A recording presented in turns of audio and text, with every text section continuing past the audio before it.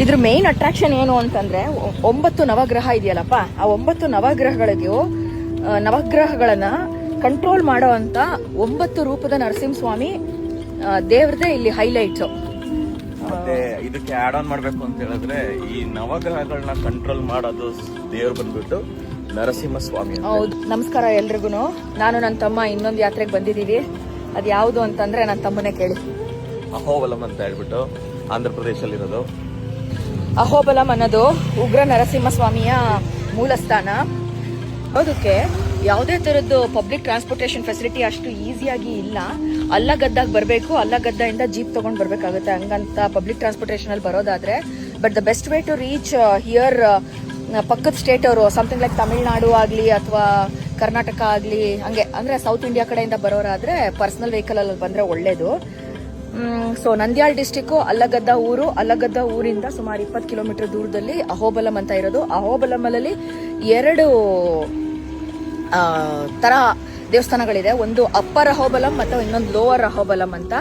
Upper ಅಹೋಬಲಂ ಅಂದ್ರೆ ಎಲ್ಲ ಬೆಟ್ಟದ ಮೇಲಿರುವಂತ ದೇವಸ್ಥಾನಗಳು, ಅದು ಸುಮಾರು 8 ಕಿಲೋಮೀಟರ್ ದೂರದಲ್ಲಿದೆ.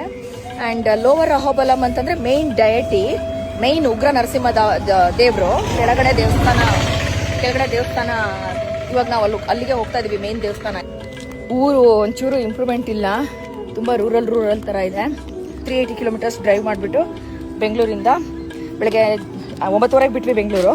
ಬೆಳಗ್ಗೆ 5:30 ಬಂದ್ಬಿಟ್ಟು ರೀಚ್ ಆದ್ವಿ. ಸ್ವಲ್ಪ ಹೊತ್ತು ರೆಸ್ಟ್ ಮಾಡಿ ಈಗ ಬ್ರೇಕ್ಫಾಸ್ಟ್ ಮಾಡಕ್ ಹೋಗ್ತಾ ಇದೀವಿ. Hotel Sudhir and hotel Anushka, 2 hotel. ಅಲ್ಲಿ ಇಡ್ಲಿ, ದೋಸೆ, ಪೂರಿ ತುಂಬಾ ಚೆನ್ನಾಗಿರುತ್ತಂತೆ. ಸೊ ನಾವು ಸುಧೀರ್ ಅನ್ನೋದನ್ನ ಸೆಲೆಕ್ಟ್ ಮಾಡ್ಕೊಂಡಿದೀವಿ.